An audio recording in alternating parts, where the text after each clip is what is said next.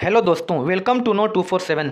जैसा कि आप सब जानते हैं कि भारत ने पाकिस्तान के खिलाफ ऑपरेशन सिंदूर चलाया था, जिसके तहत इंडियन एयर फोर्सेज ने पाकिस्तान और पीओके में टेरर कैंप और एयरबेस पर एयर स्ट्राइक की थी, जिसके रिटेलिएशन में पाकिस्तान ने बॉर्डर सिटीज़ जैसे जम्मू कश्मीर, राजस्थान एंड पंजाब में drone attack and missile launch किया था। लेकिन भारत के S-400 एयर डिफेंस सिस्टम ने इन एरियल थ्रेट को न्यूट्रलाइज करने में पिविटल रोल प्ले किया, मिसाइल्स और ड्रोन्स को सक्सेसफुली इंटरसेप्ट किया and Pakistani jet missile mission को रद्द करने या उसे बदलने पर मजबूर कर दिया। S-400 के बाद अब रशिया ने S-500 air defence system launch कर दिया है। In the light of the success of the S-400, Russia ने भारत को S-500 मिसाइल डिफेंस सिस्टम के ज्वाइंट प्रोडक्शन के लिए ऑफर दिया है। As per reports, S-500 defence system और भी अधिक पावरफुल होगा, which surpassing the capabilities of the S-400।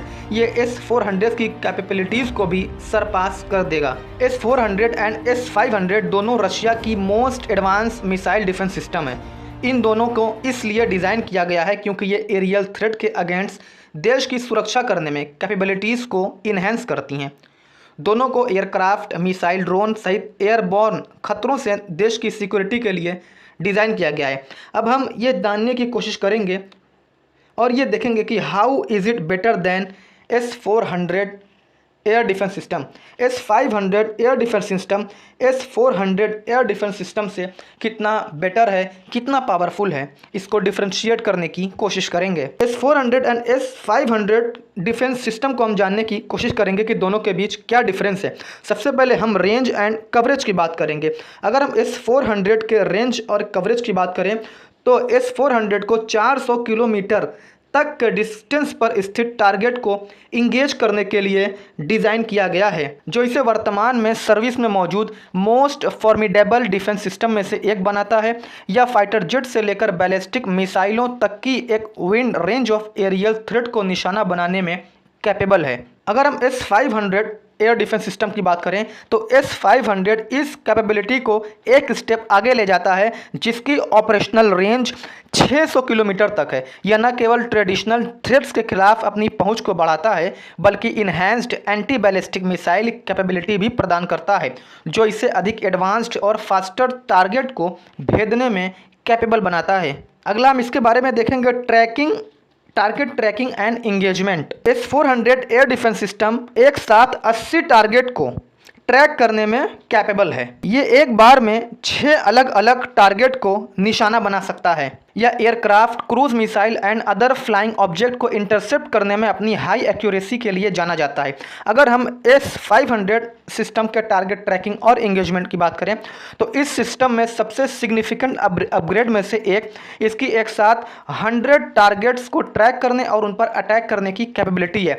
इसके अलावा यह हाई स्पीड इंटरकंटिनेंटल बैलिस्टिक मिसाइल या हाई स्पीड इंटरकंटिनेंटल बैलिस्टिक मिसाइल और हाइपरसोनिक वेपन्स का मुकाबला कर सकता है, जो इसे उभरते खतरों से निपटने में कैपेबल एक मोस्ट एडवांस्ड सिस्टम बनाता है। अब मिसाइल टाइप्स एंड इंटरसेप्शन के बारे में देखते हैं। S-400 सिस्टम 4 प्रकार की मिसाइलों का इस्तेमाल करता है।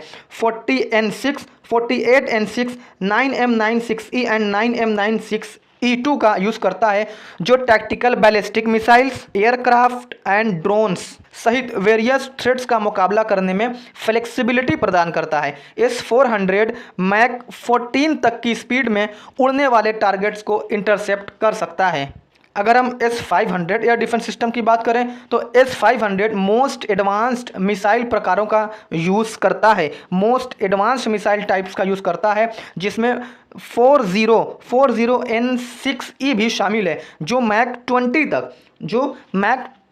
तक की स्पीड से ट्रैवल करने वाले टारगेट को इंटरसेप्ट करने में कैपेबल है। यह मिसाइल S-400 के कंपैरिजन में बहुत अधिक ऊंचाई पर स्थित मिसाइलों का भी मुकाबला कर सकती है, जैसे सैटेलाइट और लो अर्थ ऑर्बिट में स्थित ऑब्जेक्ट्स। यह एक ऐसी कैपेबिलिटी जो S-400 एयर डिफेंस सिस्टम में नहीं है। अब हम इसके anti hypersonic and space capabilities के बारे में बात करते हैं। हालांकि S-400 air defence system ballistic और क्रूज मिसाइलों से निपटने में कैपेबल है, लेकिन इसे specially hypersonic weapons and space से आने वाले थ्रेट से निपटने के लिए नहीं बनाया गया है, नहीं डिज़ाइन किया गया है। लेकिन S-400 की तुलना में S-500 सिस्टम का की एडवांटेज है इसकी एंटी हाइपरसोनिक